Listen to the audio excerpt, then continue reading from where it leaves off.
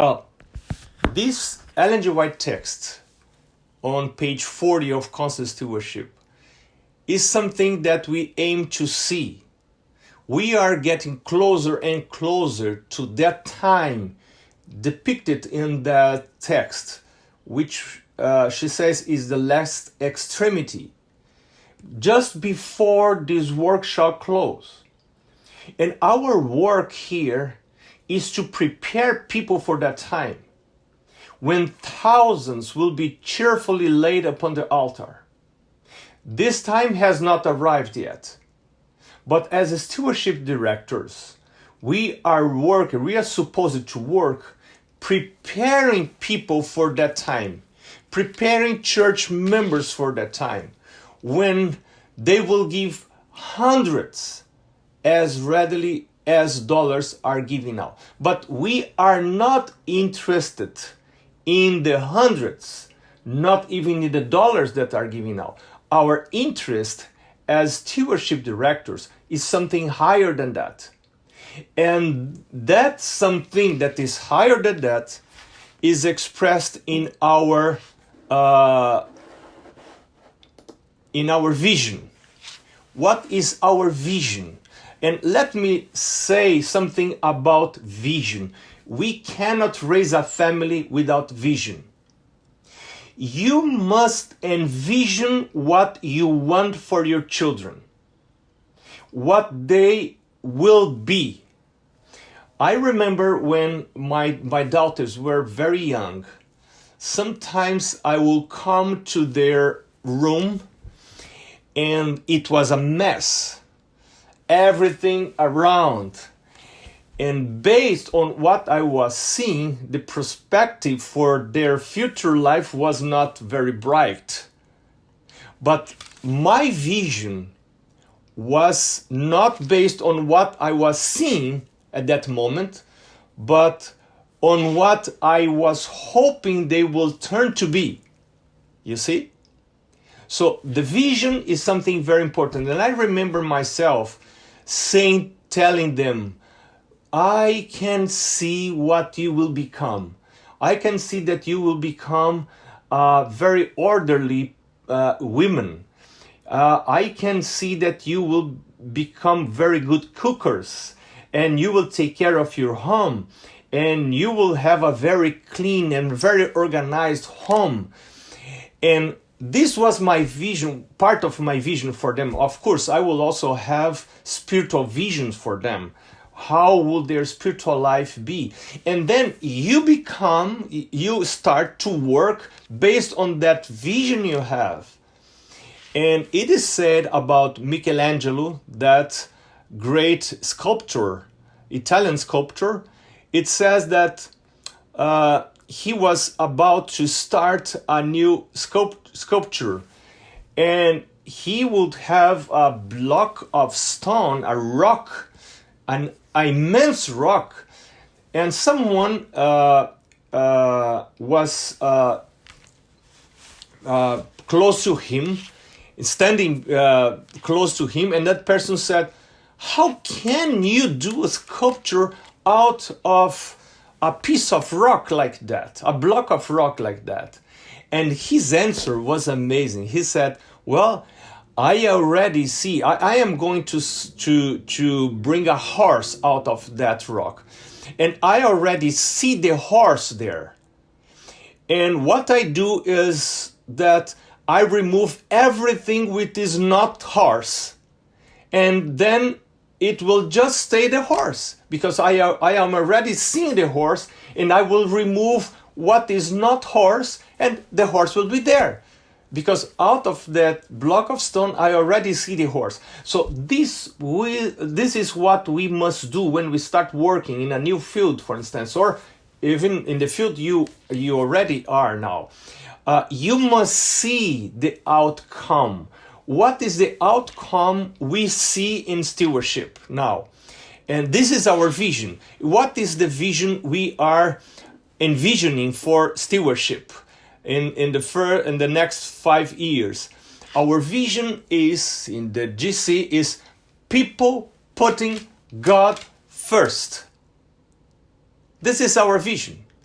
Our vision is people putting God first. And let me ask you something. Why this vision is important? Another question I would like to ask you for you to think is, what is the opposite of putting God first? You may answer. You may answer. Yeah, we can dialogue. No problem. What is the opposite of putting God first? What do you think? When you do not put God first, what do you put first? People putting them first. Self first. You are correct. Self first. I put myself first. And I was in Egypt. And I am sorry, I missed to show you that picture. And I took pictures. I was in Cairo, the capital of Egypt, and I saw a sign, very big sign. And the sign was telling us, putting you first. Putting you first. And I will add later to that presentation, that sign. It was very interesting. And when you do not put God first, you put self first. And by putting self first, you are selfish. And selfishness, says Ellen White, is the essence of wickedness, of deprivation.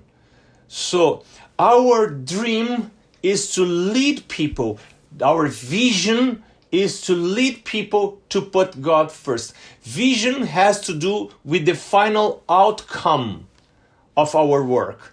What we will get if our work is complete, if we are able to do what we were planning to do. So I would like to say something else about that vision. We already saw that. Our vision presupposes dying to self. Is based on, Paul says in Galatians 2:20, I have been crucified with Christ. It is no longer I who live, but Christ lives in me. And the life which I now live in the flesh, I live by faith in the Son of God, who loved me and gave himself for me. If I am not dying to self, if I have not died to self, I will not give anything to God. I will not give my family to God. I will not give my time to God. I will not wake up earlier to have my personal communion with God. I will not keep the Sabbath accordingly. I will not follow the health reform. And I will not even give my tithe and my offerings because I am unable to put God first. So then we have our mission. Our mission is inviting members to trust God as owner and provider and to partner in his final mission through regular and systematic giving. Mission is what we as a department will do to reach the vision, the final result. The vision is the final result. So what we will do as a department. As a department, our work, our task is to invite members to trust God as owner and provider. Let us break in parts that mission. To remember that our mission is to invite people to trust God, and is to invite, not to force. We invite people to trust God, not to give money. This is not our mission. Our mission is to invite them to trust God, and they exercise trust by giving money. Is one of the ways they exercise trust. So tithing and giving promise, which is regular systematic offering, we should present it as not just as a way to support the church, but as a way to exercise trust in God. And it's very interesting that you will not see the word church in our mission, because we are not inviting them to bring money to the church. We are inviting them to trust God and then to return tithes and offerings, not to the church, but to God in the church. Because the church, God said, the church is his storehouse. That's why we bring to the church. But we are not worshipers of the church. We are worshipers of God. So we bring to God in the church as a demonstration of trust, to partner with him. This is another very important point. And Ellen White emphasized also that partner aspect of our mission and our giving. We partner with God. And because we give in a regular and systematic way, we are partnering with God. We say to God, God, I believe you are sustaining me. You are the provider. You are helping me to live. And so from everything you give me, I will return my tithe and regular and systematic offering. This is a kind of partnership, and is a kind of partnership in which I have the biggest advantage. God is not benefited because he already owns everything, but he is the provider of all. He gives to me, and then he expects me to give back to him. It's like playing partnership with me. And I am very proud because I believe I'm partnering with God, but actually he owns everything. And this is very interesting. So we partner in his final mission, which leads us to the idea of end time, the urgency of an end time. We are living on the very final days of this world. And in this urgent context of urgency, we are invited to preach that message, that final message. And what is our message? Our focus on stewardship. We do not focus on the environmental stewardship. We do not focus on the family's aspect of stewardship.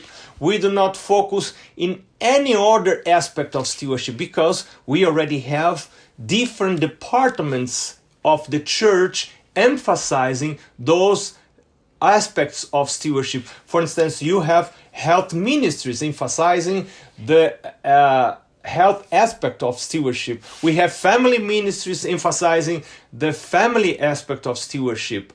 Of course, we are stewards of our families, but we do not emphasize that. We may speak about that, but this is not our emphasis.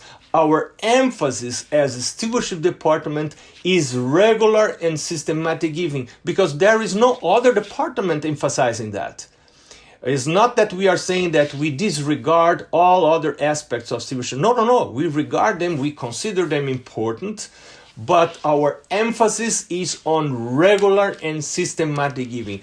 This is very important. We emphasize two things, mainly two things: tithe and promise, because promise is that kind of offering that is regular and systematic, is based on what God is giving us, is not based on feelings, but it is based on, not even in projects, but is based on what he is giving to us, right? So then we have a proposed goal, a suggested goal. And it's very interesting. Sometimes when I watch stewardship reports, I see that what we have so far to report as a goal maybe is the increase on our tithes. And it shows that what we count as important, because what we consider important is what we count, and what we count becomes important. So what we are counting is showing what we consider as important. And as stewardship department, we do not consider money as important as people, right? So for us, people are far more important than money. And that's why we have decided in the GC Stewardship Department that our goal must be based on people and not on money. That's why that suggested goal is to have each year an additional 2% of membership, an increase of the membership at the start of the year, participating in tithing and regular giving. We would like to see in our fields, and I am saying we, not we on the GC Stewardship Department, but we in each mission, in each field, in each union, what we are supposed to see and to look for is to see the increase of membership practicing tithing and regular giving. This is what we are aiming to see.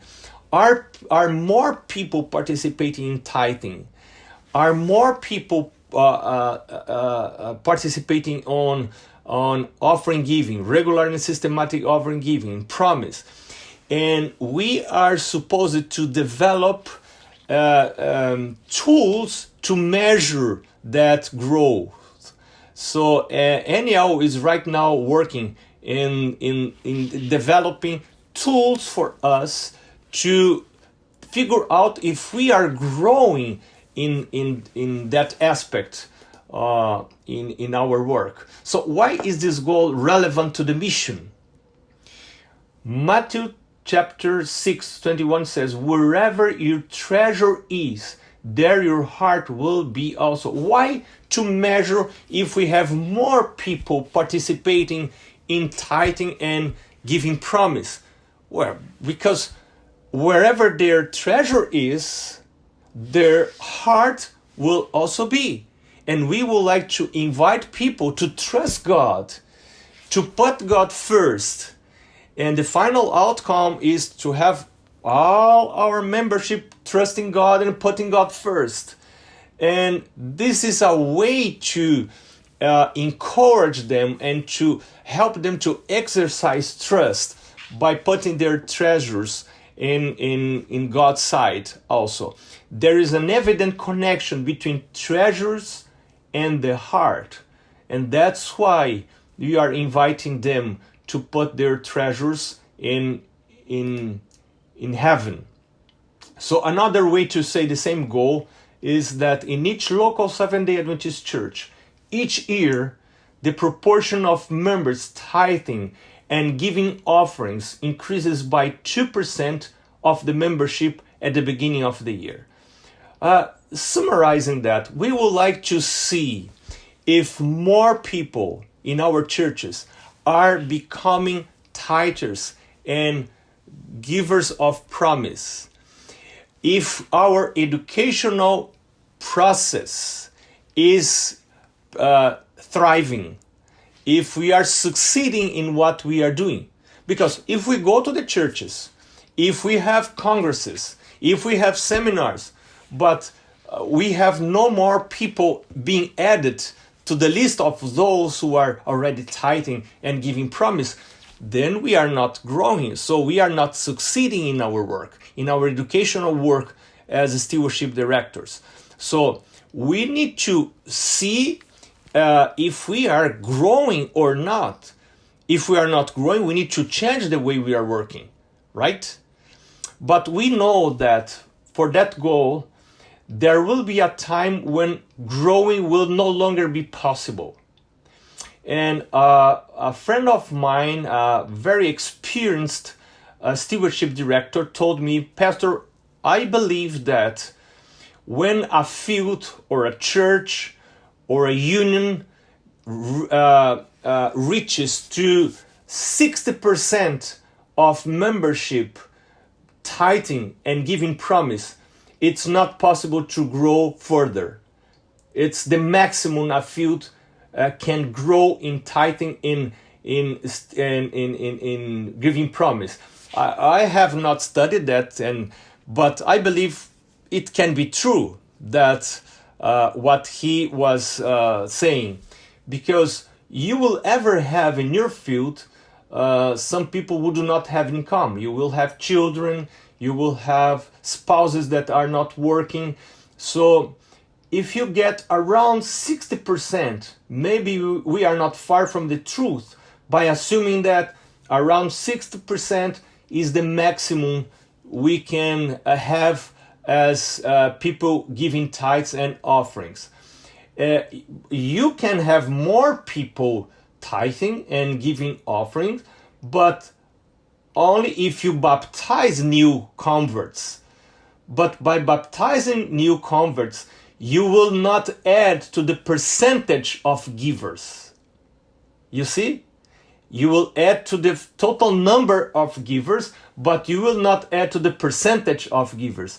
And you will have if you are doing a very good work, you will finally have some churches, some fields in your union that will reach that 60% of members giving tithe and giving offerings, and then there will be that plateau. You will not be able to rise that bar, but we hope all of our fields will be able to reach that percentage.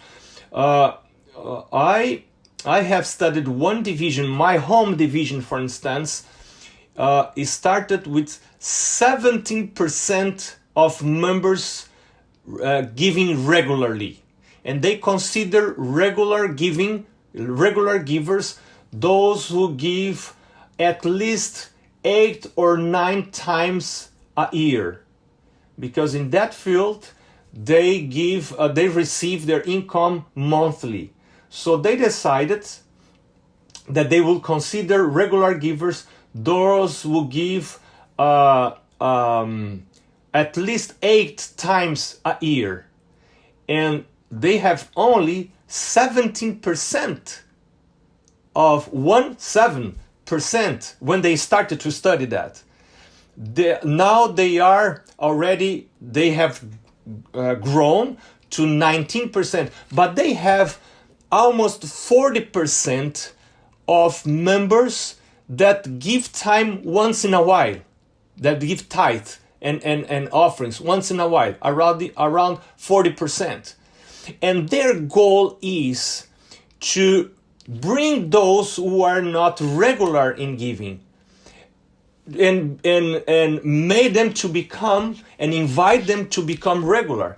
And the stewardship director told me, Pastor, this is the way, we believe this is the easiest work for us to do now, to bring those who are already tithing, even though not regularly, but help them to become regular in tithing and giving promise, which is regular and systematic offerings.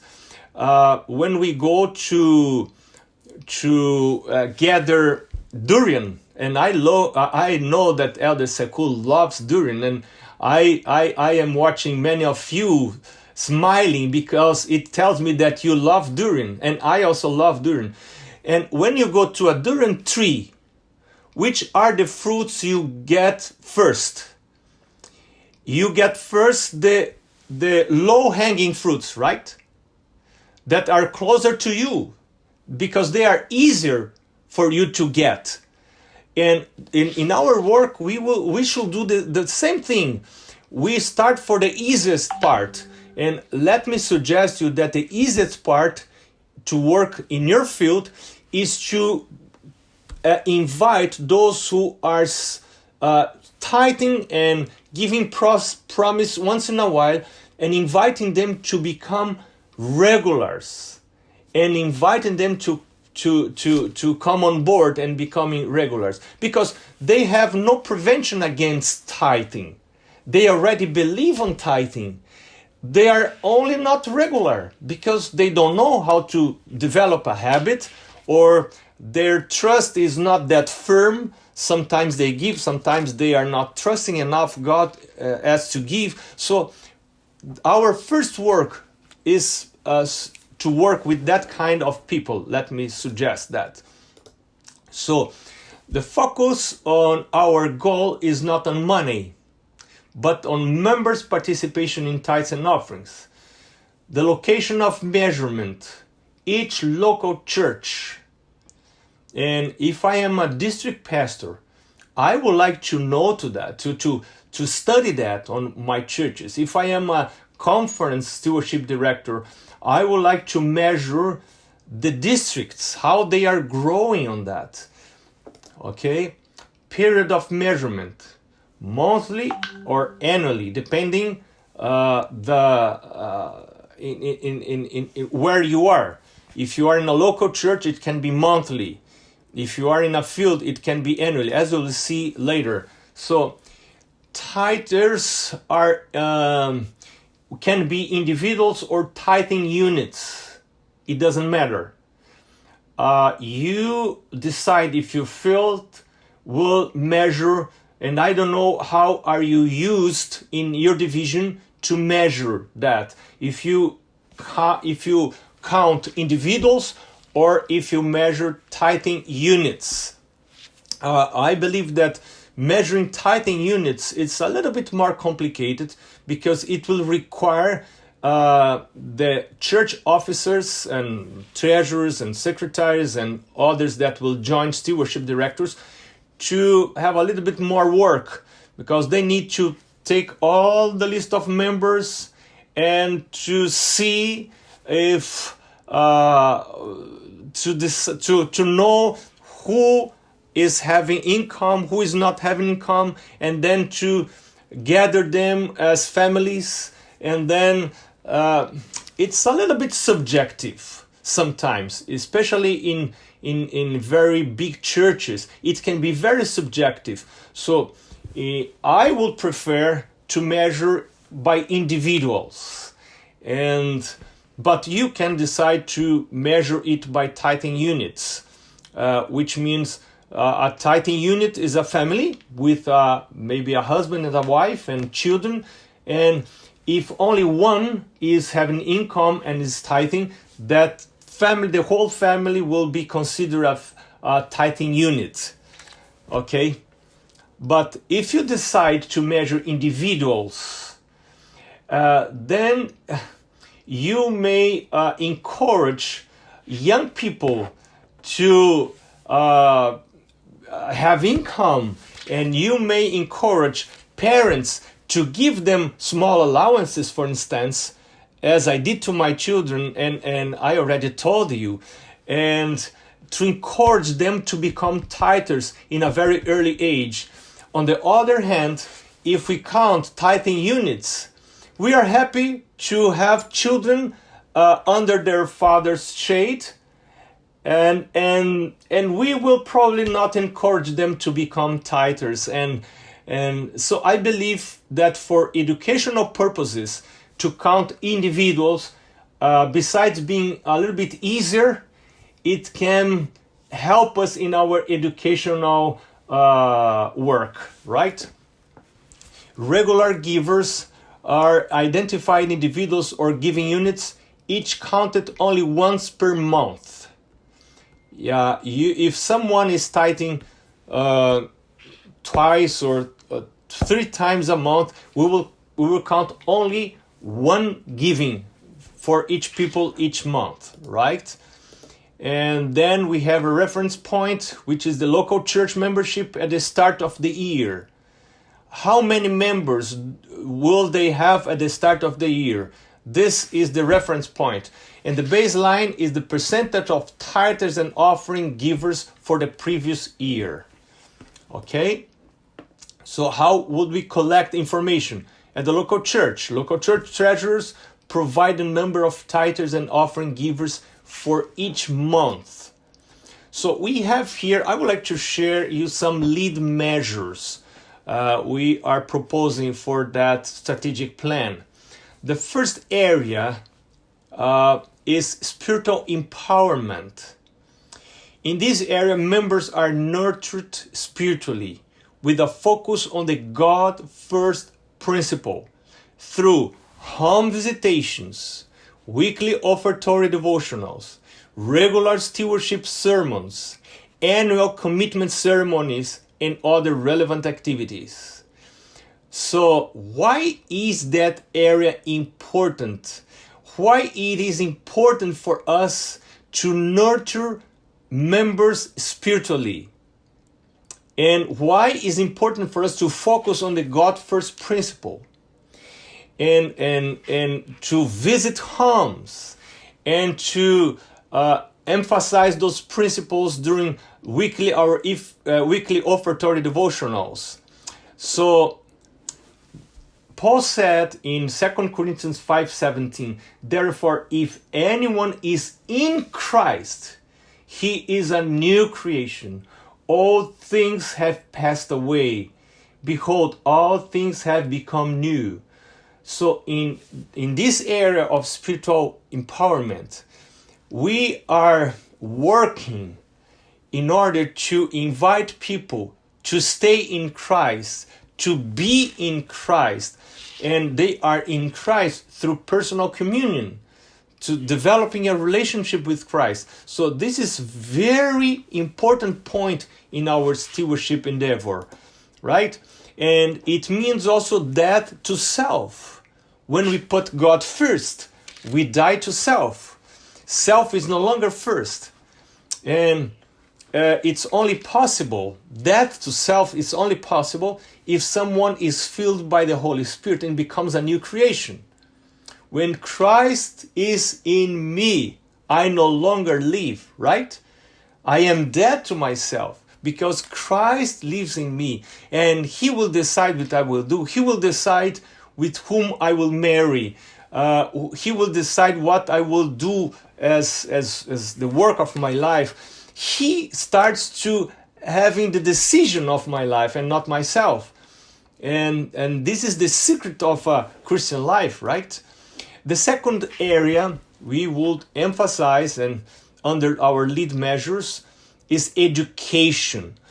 Stewardship department is a department that educates people. Under this second area, all segments of the church membership, including prospective members, should receive adequate training in regular and systematic giving, in their responsibility of supporting the local and worldwide mission equitably, in management of personal finances, and other relevant topics based on the Bible, Ellen G. White book Counsels on Stewardship, and her other writings.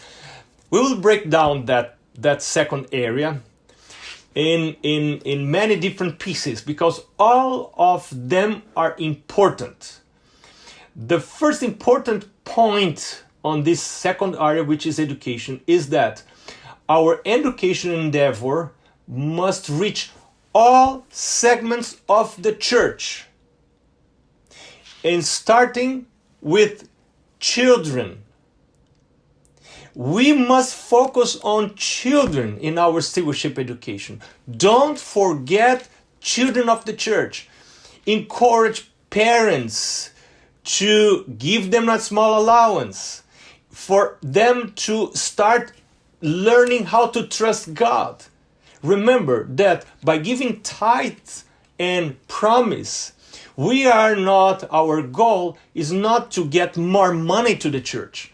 Our goal is to encourage people to trust God, trust God more, to exercise trust in God. So we should start working with children. And as a district pastor, I would visit regularly my Sabbath school children classes and talk to them. And later, as a stewardship director, I was teaching local church stewardship directors to frequently visit children's Sabbath school and to give tithe envelopes to children in the children's Sabbath school. Go there, visit there, talk to them, tell stories to them, encourage them to start exercising trust by tithing, by becoming promisers, not only by tithing, but giving regular systematic offering, which we call promise. But not only children, but also old age people.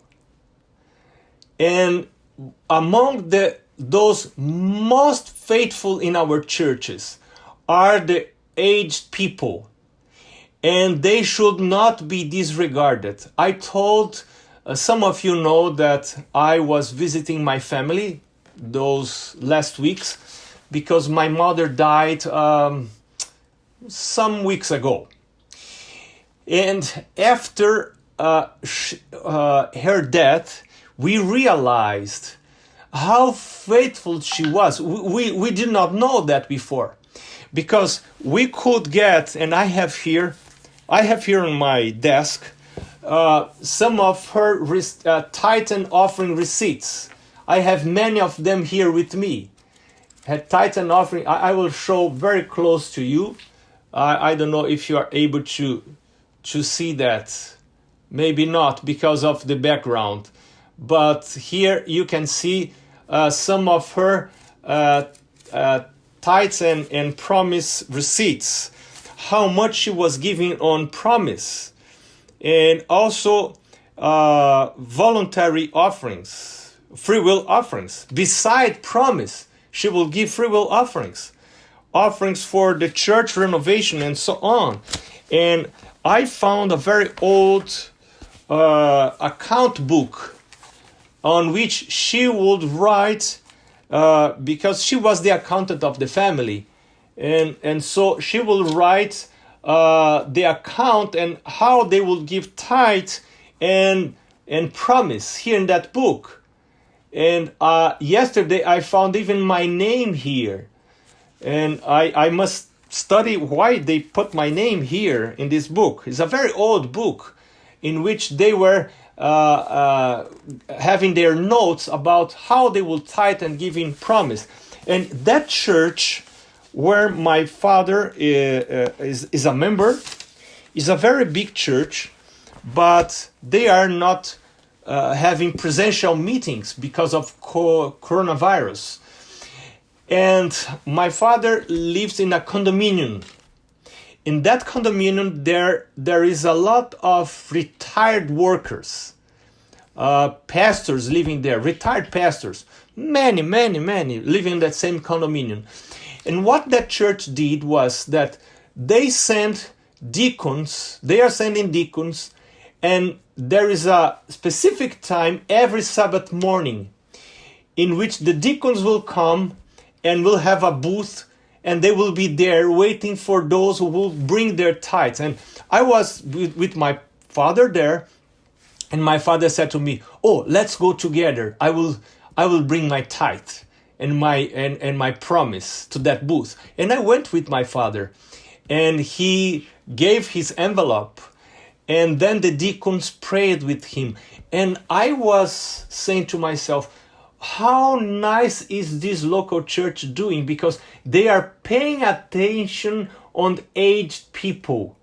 And aged people are nearing their, like myself, I am nearing the end of my life more than young people.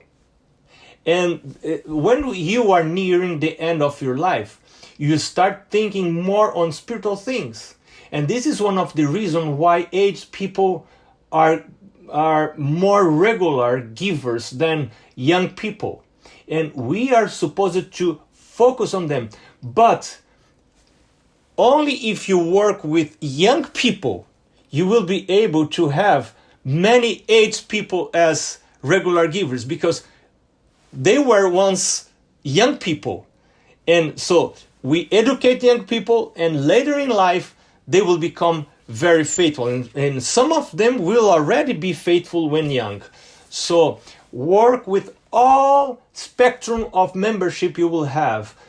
Even prospective members. Ellen White speaks very clearly about working with prospective members and teaching them before baptism the principles of stewardship, of tithing and giving promise, and then training them in regular systematic giving. This is the focus of our education. But not only that, but only in how they should distribute their offering and their tithe. And here we find the storehouse principle behind what we are saying here.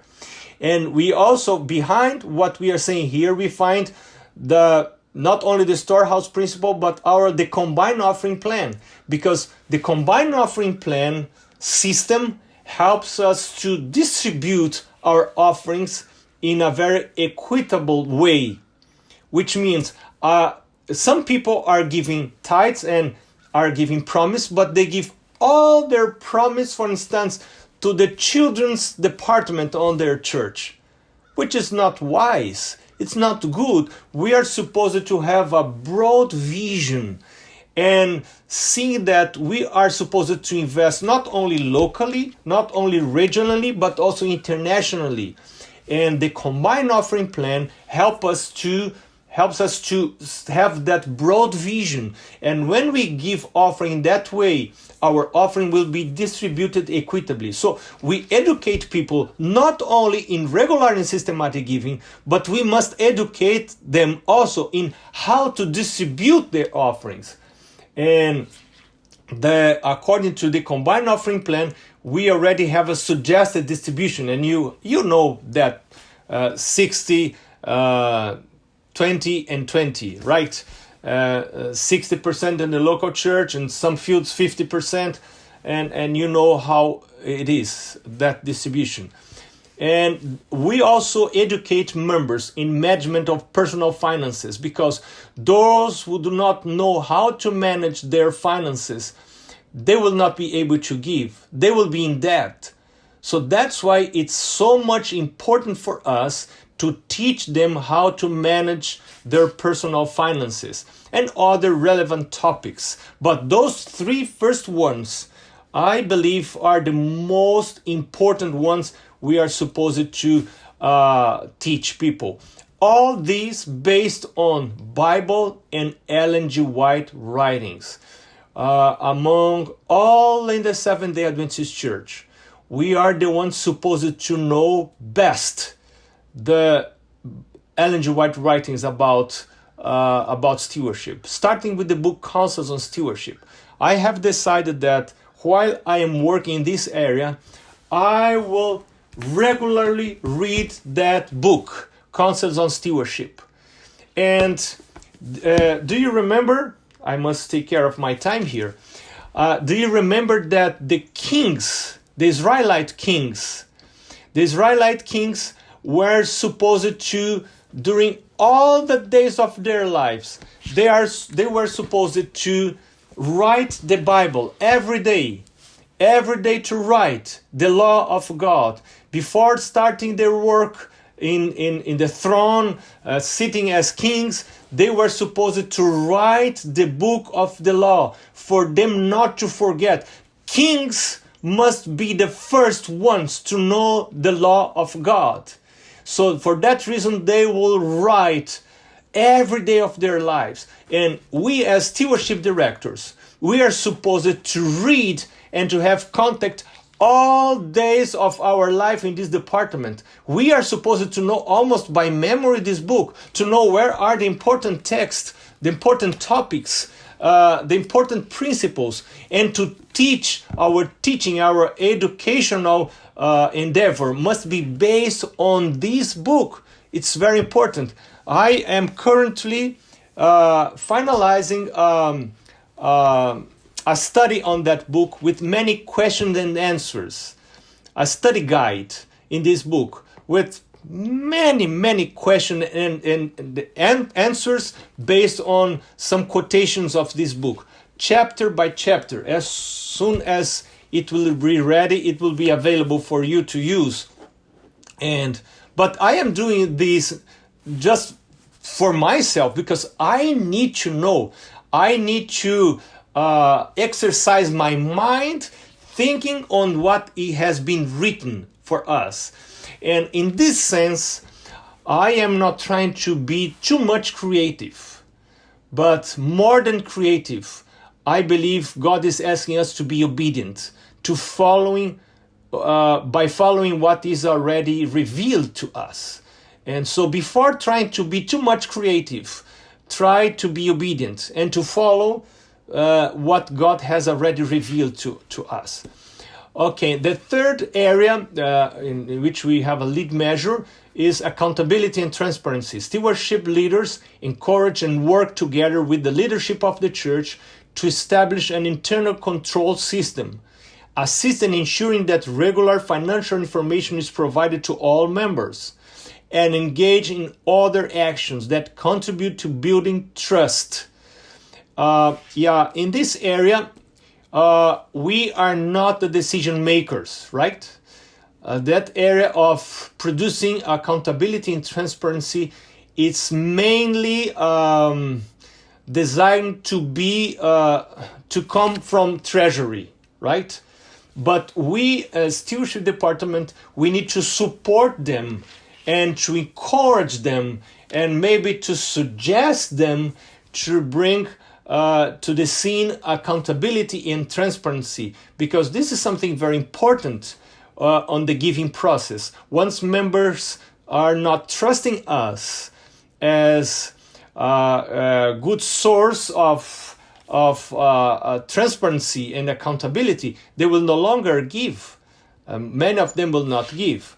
Okay, we may support and encourage accountability and transparency initiatives. We are not the leaders in this area. We are not decision makers in this area, but we may encourage those who are doing that. So now, how we monitor and we evaluate things. Local church stewardship leader and treasurer should report about the achievement of the goal to the church board at least once every quarter. What I used to say here in this point is that as stewardship directors, we are somehow limited to get that information because we do not have access to the treasury book. We are not supposed to have access. The only ones who have access are the pastor and the treasurer of the local church, if we think on the local church. But I would recommend local church stewardship directors to become friends of the treasurers and to the pastors, and to encourage them to measure that's our goal, and to see and to show the advantage of measuring that goal. And only if we invite them to come on board that we will be able to measure what we are proposing here. So in an ideal scenario, local church stewardship leader and treasurer should report about the achievement of the goal to the church board at least once every quarter.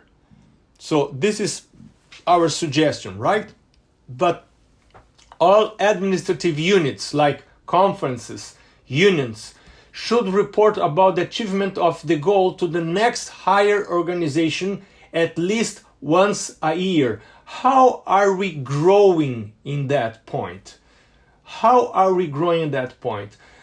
You are very lucky, you are blessed in your division, because from the top down, the officers are in full support of what you are doing.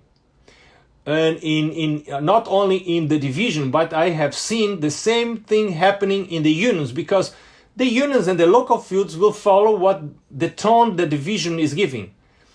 And your division is a blessed division, because at least for stewardship, because you receive a very good support from the president, from the secretary, from the treasurer, and they are ever present in our meetings and they are supporting you. So I suppose it will be very easy for you to introduce them to those concepts and to invite them to help you, because without their help it will be very difficult for you to measure that goal.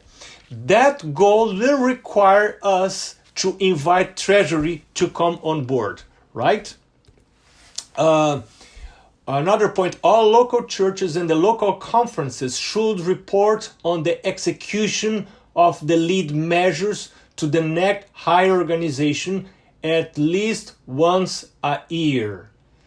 Every year, maybe on the year-end meetings, we are supposed to report on the execution not only of the goal, but the lead measures, how we are growing on the lead measures. And we are supposed to report that to the next higher organization. Account and review plan, ARP meetings should be held at least once a year and involve stewardship leaders and their counterparts at the next higher organization to discuss the achievement, two things, not only the achievement of the goal, but the execution of the lead measures.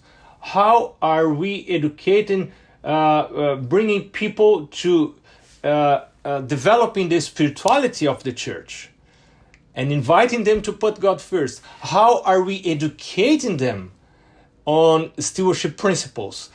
And then how are we going, and when it comes to the goal? It's very important. Okay, so what will be the support the World Field will receive from the GCU Stewardship Department? We will prepare and share the weekly offertory devotionals, or the readings and the videos. I hope all of you are already able to present those videos in your local churches. We are producing one video for each Sabbath of the year to be presented in local churches before the offering collection. You will have the videos in English, but we already have in several languages, but they may be translated at no cost. We do not charge anything if you want to translate them to your local languages, and they are free. You can do that. And this is we believe it's a very good educational tool for you to educate church members in stewardship principles and in regular and systematic giving. We will also prepare and share the Stewardship Monthly God First newsletter. I hope you all are sharing that newsletter. We send the newsletter to the division. And I hope that when Elder Sakul send you, share with you the newsletter every month, 12 newsletters each year. I hope that when you receive from Amor and Elder Sakul that newsletter, that you are sharing with the local fields. And we hope that the local field directors will share with local district pastors, and the pastors will share with the local stewardship directors, local church stewardship directors. Because in this newsletter, you will find a lot of good resources, a lot of good suggestions, a lot of good tools for all of them to work and to reach our goal and to perform our lead measures. We will also prepare and share the quarterly Dynamic Stewards magazine, and here we have the editor of the DS. We call DS Dynamic Steward magazine. In this magazine is the front page of our department. In this magazine, you will find what we believe and what we are doing. How are we doing things? Good suggestions, good articles. You will find the theology of stewardship, the Adventist theology of stewardship. And tomorrow, perhaps Aniel may say something about that magazine, the importance of that magazine for our stewardship endeavor and what we are doing. And again, thank you, Aniel, for preparing a very good quality magazine. It's a very good quality of of articles, and many of you have been reading that magazine. We will develop and share stewardship curriculum for use by Adventist colleges for theology majors. We will prepare and share the social media postings. We will prepare and share annual Stewardship Emphasis Week material. And we already have those materials available for this year. If you go to our website, to the section of resources, you will find that Stewardship Week for this year, for 2020, ready, with PowerPoints, with everything ready, sermons, everything will be there. Even children's stories will be there, and you may use in your fields. We will share other GC-sponsored production. We will educate about the relevancy of practicing the principles of the combined offering plan. We will keep speaking about the combined offering plan. It's very important to keep focus on that offering plan. We will assist in the distribution of stewardship materials prepared by divisions and sister organizations. We collect good ideas from around the world and we will make them available in our newsletter, in our magazine, in our website, right? We will host ARP meetings for division stewardship leaders, okay? We will provide training of trainers for stewardship educators, what we are doing now. Exactly what we are doing now, right? And then here, the division may add to those lines what the division will do to support stewardship and local fields. And the blank space is there for you to fill. And then we will have the appendix. Our time is over. I will let the appendix for you to read later. And I will just pass the slides very quickly. Here's about our departmental focus, about the recommended offering plan, which is the combined offering plan and its advantages. And this is our strategic plan. Thank you so much for hearing us and for welcoming us. Thank you, Elder Saku. Thank you so much.